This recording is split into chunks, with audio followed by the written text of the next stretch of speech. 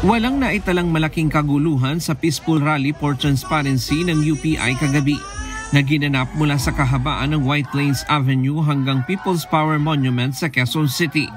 Bagamat may ilang dumalo na nanawagan ng pagbaba sa pwesto ng Pangulo, agad silang pinakiusapan ng mga organizer.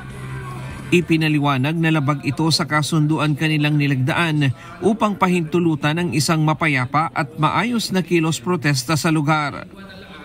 Except yung pagdating lang nitong grupo nila Caselis, kasi meron silang dalang tarpaulin, pinakiusapan muna sila ng organizer. Nagkasundo sila, mabilis lang naman yung usapan. Sige, kaya stay lang sila dito sa Kasi kung hindi sila nagkasundo, kung anong request ng organizer, kung palalabasin sila, mapipilitan kaming ipalabasin sila ng EDSA.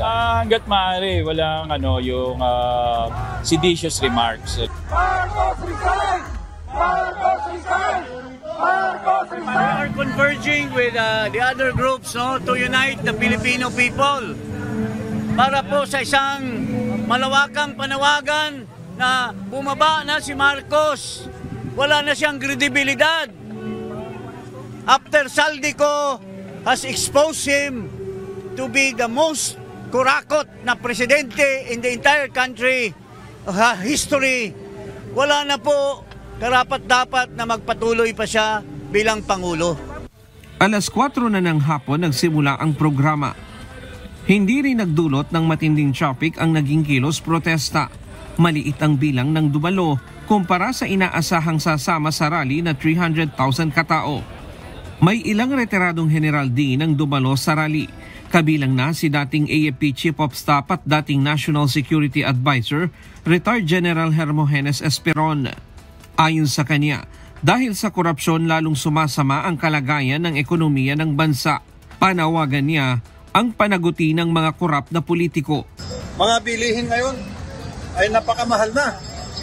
Tayong lahat nararamdaman natin dahil masama ang ekonomiya. Ang ating foreign direct investments ay bumaba ng 40%. Ang ating ekonomiya or gross national product, gross domestic product ay bumaba. GNP bumaba from 5.5 to 4% itong third quarter.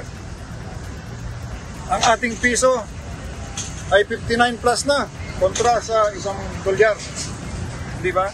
Bagamat naniniwala si Esperon na may mga politiko pa ring matino, marami rin anya ang dapat alisin. Ayon sa kanya, hindi na maayos ang pagpapatakbo ng pamahalaan sa kasalukuyan, kaya kinakailangan ng pagbabago sa sistema. Humingi naman ng isa pang araw na ekstensyon ng United People's Initiative upang ipagpatuloy ang kanilang kilos protesta ngayong Lunes. Ryan Lacanlale, UNTV News and Rescue. Diyos ang aming sandigan, serbisyo publiko ang aming pinahahalagahan.